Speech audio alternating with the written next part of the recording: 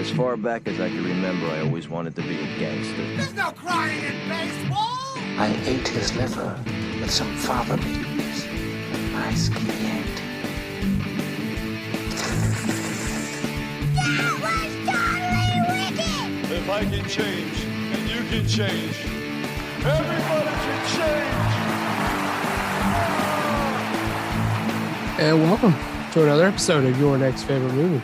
I am your host, Josh G. And hey, that G is going to become important today because my guest today also name is Josh. He is the co-host of the 25,000 Miles radio show. And he also has a podcast, the Weekend at Deckards podcast. So Josh, welcome to the show. Thanks a lot for having me, man. This is awesome. I've been looking forward to this. Yeah, no problem. So why don't you take a minute and tell everyone about your multiple different things you're doing? Well, the two things I'm focusing on lately, like you mentioned, is I'm co-host of a radio show that has become a podcast and picked up by all major streaming services. So it's available on all the big ones, even some of the small ones. It's called 25,000 Miles. The whole point behind it was where my kid brother and I live, there's really not any good radio. So we approached a local public radio station and said, give us a show. And the wicked funny part is they said, okay. I was like, what? They're like, yeah, you just got to take this course. I'm like, okay, cool. Wow. And 2 months later, we were on the air. Oh, no way. Yeah, it was, it literally went that fast. I mean, if we could have made it happen faster, we would have at the time. But the whole point of the show is that there's a ton of really good music that's being made that never makes it to radio. And so the reason why we called the show 25,000 Miles is our goal was to travel around the whole world and play music from those places. So we did it systematically. So because we live in Canada, we started on the west coast of Canada in British Columbia, and we did 2 hours of music just from British Columbia. And then the next weekend, or the next time we were on, we did 2 hours from Alberta, and then 2 hours from Saskatchewan, and so on and so on and so on, until we made all the way through Canada and the Northwest Territories. And then we started going down through the States. So we started in Maine and worked our way down the East Coast and up and down, zigzagged all over the place, playing music from all these crazy places. And because my brother and I are both involved in music, we also started doing interviews with bands and then showcasing bands on the show and having them in and having, like, if there's bands traveling and they wanted to be on the radio. And the other thing that we always encourage everyone to do is, if you want to be on the radio, contact us. We'll put you on the radio. So that's where that kind of spun from. And then when we got picked up as a podcast, we started transferring everything into podcast form. So breaking it up, editing. My brother's been neck deep in editing for the last year and a half, taking essentially 3 years of radio and turning it into podcasts.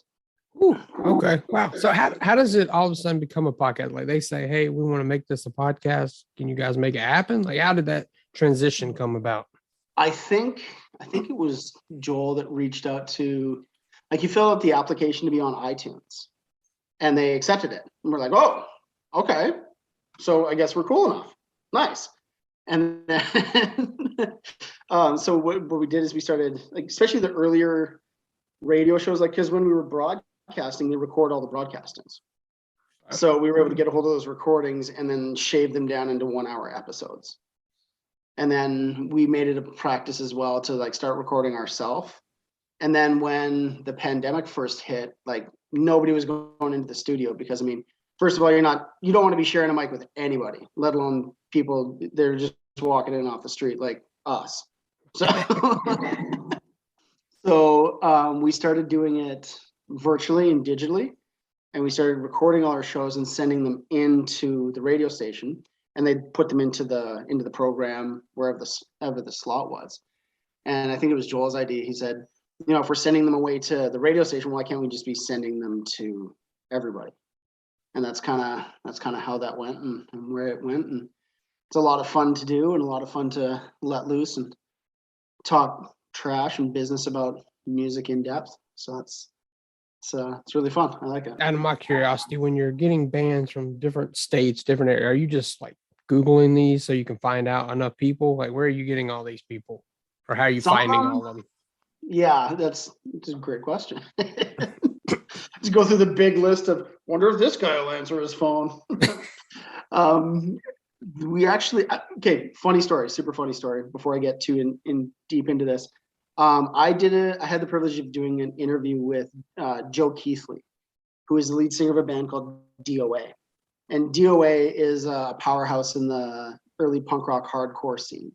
Like you watch all these documentaries about like guys from Black Flag and Minor Threat, like all these, old school bands, they always talk about DOA. And DOA is actually from a suburb of Vancouver called Burnaby. And the lead singer of DOA is a councilman and is actually running for mayor of Burnaby. So when I was asked to do an interview with him, his phone number is on the internet. Like you can just look up Joe Keithley and his phone number is right there. And so, I mean, in that case, I literally looked up his number, called him, and he answered. That one turned out easy anyway. Yeah, but I don't even know how it came about, but we ended up with a promoter from Fat Records, and she put us in contact with a lot of bands that were either coming through or touring or just looking for exposure on radio and different things like that. So as a result, we've had the privilege of doing a lot of interviews with some pretty big name bands in the punk rock scene. So that's been pretty cool. That's how that kind of came about. But there's also been instances where you actually reach out to the band. So you either find their Facebook or their website or whatever. You reach out to them, say, hey, I'd like to, well, kind of like us, and just schedule an interview. So I got to ask, because I know that at least for bands, it seems to still be a thing. Have you gone and checked out MySpace recently? Because it still exists for bands. Okay. I'm not a big, I'm very fortunate, I'm fortunate that my kid brother is doing a lot of the heavy lifting when it comes to anything computer, anything social media, anything like, I mean, I know how to use programs and I'm, literate in some ways, but like, I remember trying to be a part of MySpace forever ago. And I was like, no, this is not for me. So no. Actually, I don't think I'm ashamed to say no. Is it what's it like? I mean, honestly, I started this podcast and I saw someone post on Twitter that they had a MySpace page and everybody was like, what? That still exists? And they're like, yeah, it's mostly bands. So I went and looked it up, but I didn't go back. I mean, I did have MySpace, 2008, 2007, somewhere around there, but I haven't had it since then. So I just know now it's like pretty much all bands. So it'd be a good place to find bands. Yeah. I mean, if somebody's still running LimeWire, that might be good for music too, still, right? Maybe. All right. So now going on to your other show, tell everybody a little bit about Weekend at Deckards. Okay. So this came about because this is a big thing for my siblings and I. This is a podcast I do with my younger sister and my kid brother I do the radio show with. We talk about movies. Now, the movies that we've done so far are movies all the movies are from our childhood. So the whole time we're talking about the movies, we're laughing, we're sharing jokes, we're like, it's kind of like a weird version of Mystery Science Theater 3000, except there's no movie playing in the background. It's just us doing the play-by-plays of the movie. And it's something we do anyway. Like, so in regular conversations, I don't know how many different movie quotes come up, or like, oh, I was watching this movie the other day. Did you notice this? Yeah, this thing's happened. Like one of the first shows we recorded was Die Hard. And I didn't realize it, but there's a scene when Bruce Willis goes through the glass, right? He's actually wearing rubber foot boots. Mm-hmm. So he's wearing these little rubber boots that look like feet. And there's a scene where he slides and it looks like he's just wearing like these weird rubber like bag things on his feet, and they couldn't edit it out. Like there's so many things in that movie. Like it's so like it's always going to be a good movie, but once you start noticing all these little things, these funny little things, you're never going to unsee them. Anyway, so do it, like talking about it together is the funnest part, man. Like it was one of those shows, like when we started it, like we've actually got it's building quite a bit of momentum, which is fun and cool, and we're glad that other people are liking it. And we always encourage everyone to check out the Bricks and Blisters podcast network to make comments on the show and things like that. And yeah, it's a blast making it. It's one of those things that I can make it. There could be one person listening out there, and I'd still love making it. There you go. Hey, that is the reason to make a podcast right there. Just love what you're doing. That's it. Yeah, and I think everyone's like convinced that I just love hearing the sound of my voice. Hey, trust me, I've had a past guest on Dre, and that's what he'll tell you. He made a podcast because everybody told him he talked too much. So that's literally his reason for starting one. So nice. All right, so now let's get into our movie of the night. Taking me back to something I had remember seeing on TV, but never sat and watched until now. That is So I Married an Axe Murderer. So I Married an Axe Murderer, a comedy on the cutting edge. Mike Myers is hilarious. The freshest, funniest film of the summer. Wacky and wonderful. Somebody needs a hug. It's side-splitting summer fun. Stick a needle in your... Mike Myers, So I Married an Axe Murderer. Call me. Rated PG-13. Starts Friday at a theater near you. All right, so tell me when you first saw this. When I first saw it, I first saw it in either 94 or 95.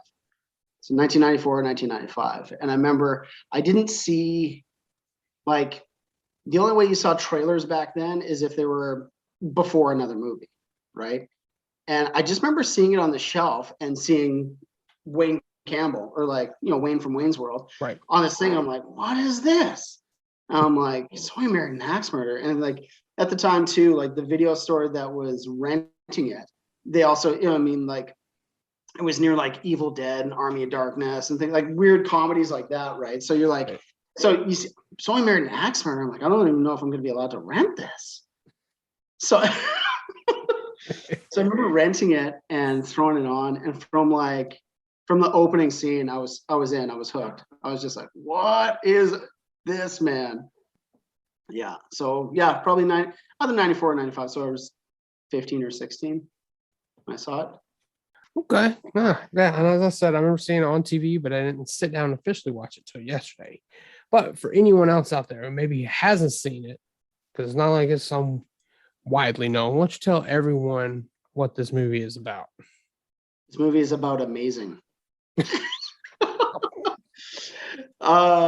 The movie is about a guy by the name of Charlie McKenzie, who is neurotic when it comes to dating, to say the least. And whenever he gets into a relationship and things start going good, he finds any weird little excuse to get out. There's actually a whole scene about with Anthony Palia, Mike Myers sitting there together talking about all the different reasons why he's, you know, the weird sham reasons he's broken up with girls. And you know, my favorite is soup. She smelled exactly like beef vegetable soup. It's not a reason. That's not so. No. Anyway, but of course, as his neuroses fade, he meets the lovely Nancy Travis, who happens to be working as a butcher, and of course falls in love. Things are going good, and you know, his neuroses kick in again, and he's introduced to the idea of someone called the honeymoon murderer, which again, a little character development here.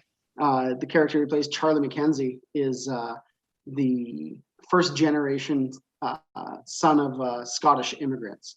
So his parents are very well, they're unique individuals, to say the least. And his mother is an avid reader of the Weekly World News, which is probably one of the most famous tabloids of all time. They're the ones, the man gives birth to baby with a 100-pound Right. baby, like all the crazy, like the most outrageous are all on the Weekly World News. So he's introduced to the idea that there's this person called the honeymoon murderer, and as he starts developing his relationship with Nancy Travis, he starts to notice little things, and he starts to piece two and two together. He's like, no, I'm dating her. I'm dating the honeymoon murderer. I'm Mrs. X. I'm dating the honeymoon murderer. And after being talked out of it, he ends up pursuing his relationship. I don't want to spoil too much of it, though. I agree. Hey, you're good. You're good. I think you've done a good job without going too deep into it. Yeah. And comedy ensues. There you go. And it should be known that Mike Myers does play his Scottish father, and we're getting the early tidbit. And I know you have even other stuff you noticed. This is my first time noticed, so I'd have to put it together. So I think this is actually the first feature-length film where Mike Myers plays more than one character in the movie, and he plays his father, Stuart McKenzie, right? And his mother is played by the wonderful Brenda Fricker, who is fantastic. She's again another like not only the cameos in this movie, but the characters and like the actors played by, they're all powerhouses. Yeah, all crazy powerhouse actors, man. What was I gonna say? Yeah, like you were saying, like the famous Shrek voice is very clear here when Mike Myers is playing Stuart McKenzie. But there's also there's a scene in the movie where Mike Myers goes over to his parents' house for dinner, and there his best friend Tony's sitting having a chat to his dad, and his dad's going on about all this crazy conspiracy stuff, and he mentions something known as the Pentaveret. Now, Mike Myers didn't write this movie. I mean, you can obviously see he's got some input, like he's playing Stuart McKenzie, and there's lots of funny Mike Myers stuff. So he's obviously added a lot of stuff, or was able to add a lot of stuff to the movie. But that line, when his dad's talking about the Pentaveret and how it's run by the 5 richest, families in the world, there's actually a Netflix TV series coming out called The Pentaveret, starring Mike Myers. So that's where that's from. He does the very like clean Scottish accent for his father, which, like you said, eventually becomes Shrek, and Fat Bastard, and all sorts of crazy characters that he's playing. But there's also a scene where he's speaking with Nancy Travis. They're on the boardwalk just under the Bay Bridge, or right around the Bay Bridge area somewhere, and he starts asking her about evil. He's like, "What's the most evil thing you've ever done?" And she's like, well, what do you call evil? He goes, really evil, like so evil you'd call it evil, like the fruits of the devil. And you see like Dr. Evil just like come over his face, and you're like, all right, I see it, man. And like, I'm a big Mike Myers fan anyhow, but there's things that carry over from both Wayne's World and different scenes where he had done with Tia Carrera. Right, kind of like just being funny and awkward in the bedroom and stuff like that. You see that here too in this movie. It's great, man. So, did you love it like the first time you saw it? Did it take some time to grow on you, or like were you were in right from the first moment? Oh yeah. The hook sank deep. First go. Right. From the moment they plopped down that enormous bowl of cappuccino into his hand, I was just like, "What am I watching?" Yeah. And like the style of comedy that's found in this movie, I not only related to it right away, but it like instantly adopted kind of how like the comedy styles that he uses in this movie became a very quick part of my vocabulary and how I started to look at things. Okay, so now it gets a little tricky. Okay. If you had gotten to have a sequel, what would you have liked to have seen? Even if it was back then, you can bring anybody you want back. I realize we never want to put sequels on our favorite movies. I get it, but I mean, there's some movies that deserve sequels. I mean, there's the big space movies. You have to have sequels, right? I mean, they're epic. But I don't know, man. I don't know where you could find room to eke a sequel out. That would be the other thing. Like, what even would the storyline be? yeah, that is true. Yeah. So sequels, I don't think so. I think it's like it's good as is. All right, so let's go with the possibility that they could do, and that is if they decide to remake this, but use obviously modern people. Who would you put in these roles? You know what, man? From the moment we spoke, I've been thinking about this one, and I think this is like all planets align at the right time for like not only all these actors, but like how they played the roles. Like Phil Hartman, man, plays John Johnson, also known as Vicky. Like, who are you going to pick to fill the shoes of Phil Hartman, right? Yeah, I mean, all the cameos would definitely be hard to redo. I mean, even if you've got every single person to play their own cameos again, right? And Michael Richards is in this. Like, everybody's in this, man. Stephen Wright. Even if you were going to pass on the mantle to a different actor, like, there's something about like they could do it, but it wouldn't fly the same way. It wouldn't fly. I don't think. Yeah, no, I think because I tried to answer the question. I'm basically trying to figure out who you think is a modern day Mike Myers. Maybe Jimmy Fallon. Oh, okay. Maybe because I mean, like he's been in weird romantic comedies where he pulled off the character, right? And he's got enough like ability to laugh at himself that he doesn't take roles too seriously. And I think that's a big part of the way Mike Myers played this role. Is I don't think he took Charlie McKenzie serious, right? He saw through all his flaws and all the weird stuff, and he was able to laugh at himself as the character. But I don't know, man. I don't think he could. I don't think he could remake it. Nope. Oh, they could if they ever choose to. They'll do it. No matter what. There's always gonna be somebody who forces the issue, right? We're making it.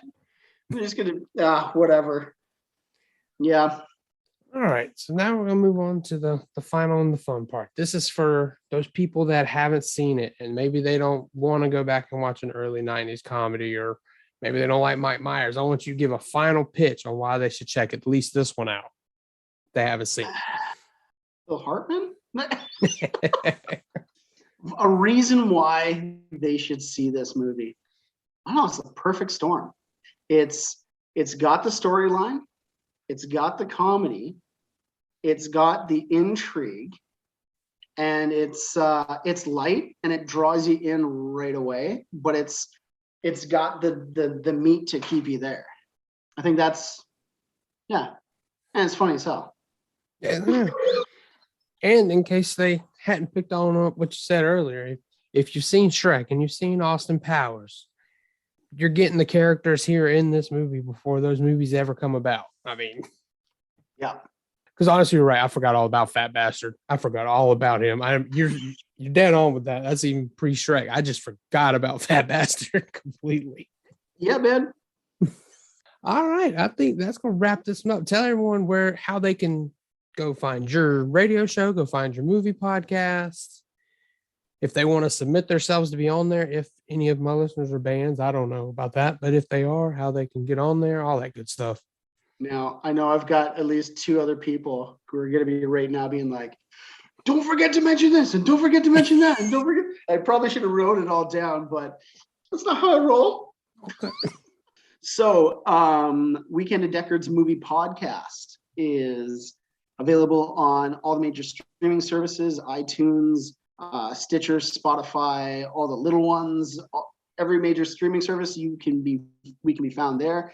There is also a 25,000 Miles radio show on the same platforms. If you want to be involved in the radio show or check us out, we can be reached at 25,000milesradioshow@gmail.com, as well as my brother started his own podcast network. So if you are a podcast and you would like to be produced and helped and added to a small but growing family of interesting and unique podcasts, you can reach out to the Bricks and Blisters Podcast Network at bricksblisters.com for the website. And what's our email?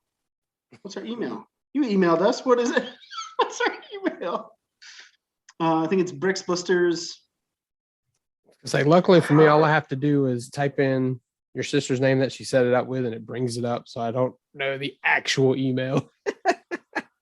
Oh, neither do I. This is horrible.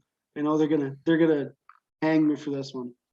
You know what? It's on the website. If you go to bricksandblisters.com, you will find it there. Like I said, like I mentioned earlier, if you want to be, if you have a movie recommendation, if you want to make a comment on something we forgot about or left out or didn't touch on the way you like it, or maybe you don't like the sound of my voice and just want to tell me that, please, my brother would be happy to read the emails. I mean, hey, he's not lying. Any and all feedback is always appreciated when you do a podcast. We want to hear it all. Yeah, you want to know if somebody from, middle of nowhere, Arkansas is listening to you going, what's this guy talking about? And as always, you can find the show at ynfmoviepod, Twitter, Instagram. Easiest thing to do, go to linktr.ee/ynfmoviepod. It'll have the YouTube channel. It'll have my TikTok that I don't use. It'll have all the other social media, all the podcast platforms. And I will be back next week. Until then, you guys take care, and I'll talk to you next time.